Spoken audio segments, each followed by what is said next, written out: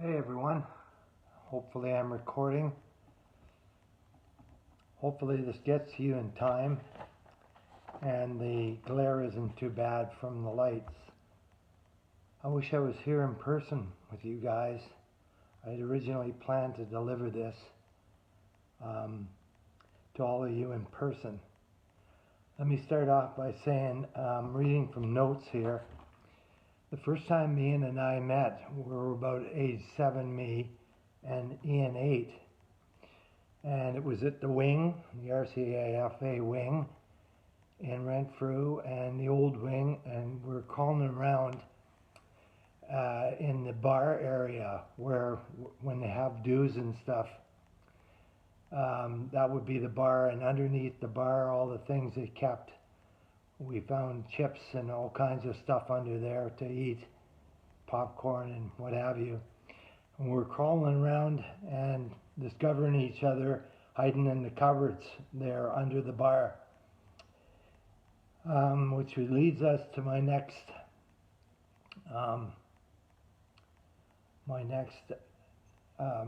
segment, which is camp days. I remember real well renting Barker's camp at Castlefort, and Ian had his Telefunken tape recorder hooked up through the PA speakers at Barker's camp, and we were blasting Beach Boys and Sloop John B. and having the greatest old time when Bobby Barker came over and he says, "Ian, can you keep down the noise? People in the Babe here are trying to sleep at night," and so on and so forth. And then later on, we would visit my camp at Herds Lake, and Ian and I would always have to clean up all the mouse feces around the camp, which was everywhere, and much of it was in the fridge, of course, and it had an old-time evaporator, just an aluminum evaporator, just in the center of the fridge. It was an old-time fridge, and most of the feces being there for some reason, and we would marvel at how it could ever get in there because there was no way for a mouse to get there. So Ian wound up saying, "You guys must have acrobatic rats here," he'd say. And we had a great laugh over that. Getting on to our Beatle days, Ian and I had the pleasure of seeing for the first time A Hard Day's Night when it first came out at the O'Brien Cinema. And later on we watched Help together there, carrying on the old tradition of Beatle movies at the O'Brien. And this led into other things like 007. All the 007 movies, most of them, we would go see. And that sticks out in my mind. And moving on to Ian's house, I was out there quite a lot on weekends and stuff. And early on, Ian had just bought a guitar, I guess, would be probably junior high. And it was a Les Paul clone. I remember it well. It was a beautiful guitar.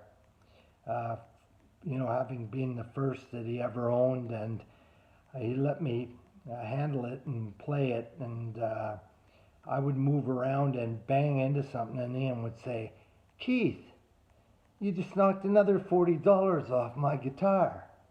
And this would happen repeatedly, and we'd laugh, but Ian was serious about not getting it banged up too much, and we had a lot of fun with his Telefunken tape recorder, pretending we were different people and things, and I always remember laughing myself till I wanted to piss my pants. Ian had this funny voice, and he was imitating Billy McLeod and calling him Muskie, and I said, "Well, did you say Muskie?" And he said, "I said Muskie." It was funny at the time. God, I laughed. we would go out to the hitchhike out to the Glen restaurant, and when we got there, we'd either play the chips or something, and a Coke, and play the jukebox. Ian's favorite was always Spooky by the Classic Four, and we basically that's all we played when we went out there. It was great fun, and just flipping over the page here. One time we were at the drive-in. We are at the drive-in more than once, but this one time I can remember. Can't remember what movie was playing, but we were in Huck's vehicle, I think, and somehow Ian got up on the roof. He was watching the picture up on the roof, and when the picture was over, Huck pulled the car out with Ian on the roof, laying belly down, hanging onto the open windows as Huck was progressively driving the car more and more fast. It was crazy times. We were crazy back then, and Huck was laughing insanely, and I was telling him to stop the car and let Ian get in. We were going way too fast, and I was worried that he was going to fly off, but the stuff kids will do, eh? No wonder the parents were worried about us. And then that leads me to camping with the kids later on at Charlotte Lake. And we had the greatest time up there at when you took the trailer up. We had a trailer up there, and we took the tents and the kids and the stars, a cloudless night, and it was really kind of mystical, especially for the kids. And next day we're fishing and feeding the gulls. Very memorable time feeding the gulls. We didn't take much fish home, but we fed lots of gulls. And then the last time we were together was at Crutch Lake, and Ian was feeling the effects from his arthritis, his fibromyalgia, pretty seriously. Then he showed me his hands, and we had a good time anyways. That was pretty much the last memories I have of Ian. Too many memories to talk about them all in one sitting, and I've taken up a lot of your time now, so I'm signing off and saying we miss you all, and if this COVID thing is ever over, maybe we'll be able to get together sometime. And the main thing was to sign off saying, rest in peace, old man, old friend. You're missed like never before. Rest in peace, old friend. And my love to all of you guys. Hopefully we'll see you in the future. I am pleased to offer my comments on this memorial for Ian. I'm Ian's sister-in-law, Helen, and I'd like to talk about his positive spirit and ready laugh. He had many challenges in life, including going to work for many years when he was not feeling well, but I have one story in particular that I think is really indicative of his positive outlook, and that is the time that he cut his own hair and went too deep. He went down to the wood, as they say. And his solution was to get a swatch of hair from his mom from years previous, and every day he had to glue it on his head. He relished the story, he'd tell it with a ready laugh, and it just showed that whatever life threw at him, he always had a good attitude. So I've known Ian for more than 40 years, and the thing that struck me about him is with Ian, what you saw is what you got. He was open, he was warm, he was unpretentious, he was fun, and he was funny. And I think the strongest thing I can say about him is that I always thought of him as a good friend. Because whenever you got together with Ian, even if you hadn't seen him for months, you picked up where you left off, and within seconds, it was like you'd never been apart. Ian was a great part of our family, and I know we all miss him. You know, as I get older, I realize more and more that it's all about remembering the good times and trying to let the negative ones go.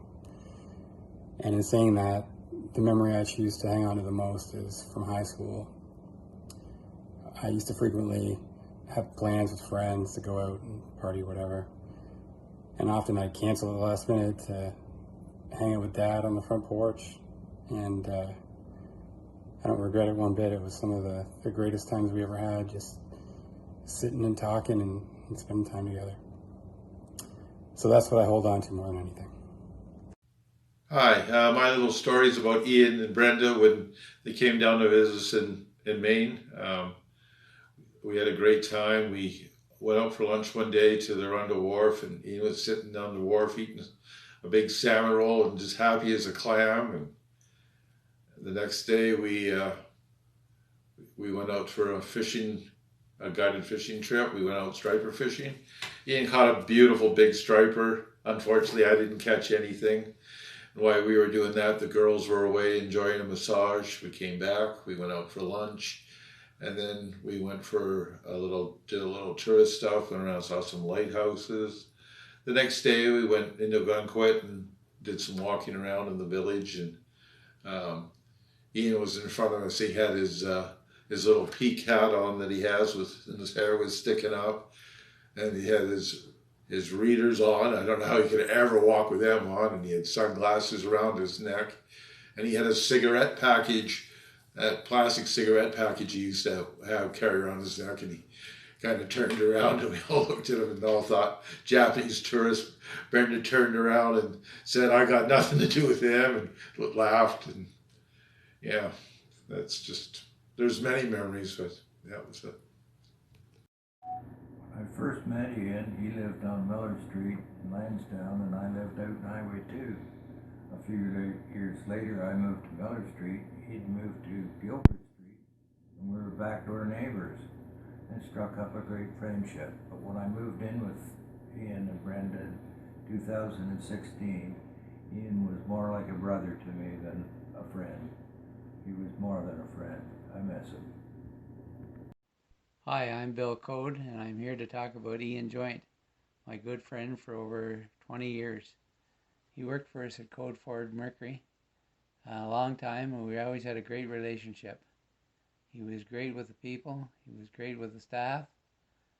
People, if Ian was talking to somebody and somebody came to see him, you couldn't help that customer. They always wanted to wait to see Ian. Unfortunately, Ian had a bad disease and fibromyalgia, and we were always feeling sorry for him, but he was always up. So we're sorry to hear he passed, and we'll always miss him. Hi everyone, it's Norm, and of course Elisa and Chris, the Trembath family, and we'd like to take this time to send a tribute to our close friend Ian. I'll start with Elisa here. Go ahead. So I'd just like to take a moment to remember Ian as a warm, friendly man who was, always there for his family. I remember him a lot from my childhood and have great memories of him. Yeah, Ian used to drive us to school almost every morning back when we were young, and sometimes he'd let me play with this cool flip phone where you get to pull out the antenna and flip it open. And, I wasn't the easiest person to get along with, when I was that young, and he always kept the peace, and he was a great guy, Yeah, that's good, Chris. I've known Ian for a long time. I think back well over 25 years, and I remember him from the very beginnings when the kids were with Ian and Joynt, and they always would come home with a story or two about Ian, and we get a chuckle. He'd make them laugh and stuff. And I also used to enjoy stopping in and seeing Ian at Code Ford. Every once in a while, I'd just take a drive by, and we'd sit and chat for 10 or 15 minutes and get a good laugh. It was fun. It was fun. I really enjoyed, speaking to him and everything else. And anyway, one story, I remember I always drove old cars, and I was driving an old car home. It was an old Oldsmobile. And I thought it was going to be good for another 5 years, but somehow, motor blew the door, and I was stuck out in Joyceville. I said, what am I going to do? And they hauled it to the dump, and I needed a car in a hurry, so I don't know, somehow I don't know if I got to town or I contacted Ian, and Ian had this older Crown Vic with about, 150,000 kilometers on it for $4,000. I remember that. I said, Ian, he said, it's a good car, and you're damn right. And I bought it, and I think I drove that for about 5 years. So Ian was a good salesman, but yeah, he delivered on his product there. Anyway, from all of us, right? I wish all families and friends all the best, and we say, Lisa, it's your turn to say goodbye. All right. Ian was a second father to me. Growing up in Lansdowne, there really wasn't a lot of places to go and weren't a lot of people to know. But with the Joynts living directly behind my house, it was really easy to just go over there and have a place that I could be aside from my own home. Or if I forgot my keys at school and my parents were still at work, a quick saunter over to the Joynt place, and I had another place to call home, at least for a little bit, until I could get back in or whatever. Ian had such a big personality, and I will never forget once it got nice out, and every single Saturday I was woken up to the sound of bagpipes. My bedroom looked out towards the Joynt house, and specifically to the back of the Joynt house. So every single Saturday morning, the bagpipe music would start, and it's like, oh, it's Saturday. And if you looked out the window, you could see Ian out there dancing to the bagpipe music and just living his best life, completely unconcerned with what anyone else thought or anything or whatever. He just loved it, and he wholeheartedly embraced being in the moment and just enjoying it. Katie and I always had some thing going on, whether it was putting on skits or dance routines or deciding that we were going to start a business of making friendship bracelets for people. Ian would embrace all of it, and Brenda too. But, whether they would all just sit down and watch us perform our ridiculous numbers, or let us have a little spot at a garage sale, so we could sell our bracelets. I have such amazing memories of being at the Joynt household and with Ian and Brenda and Katie. God, there's just so many memories. I spent my Y2K with the Joynts, watched my very first wrestling match there. God, there's so much. Ian's gonna be missed so much, and is missed so much, and I really regret not getting to see him a lot as my adult self, because he meant so much to me growing up and helped me become the person I am now. So, thank you, Ian. Hi guys. Just wanted to say thanks so much for being such good family friends. And this one's for Ian.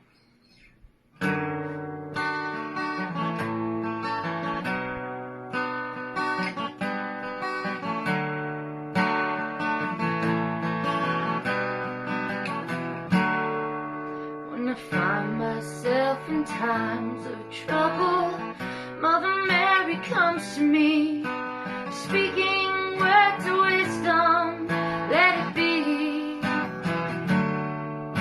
And in my hour of darkness, she is standing right in front of me, speaking words of wisdom, let it be.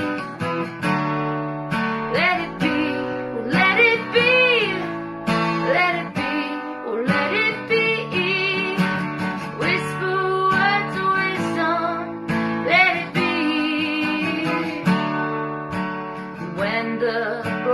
Hearted people living in the world agree.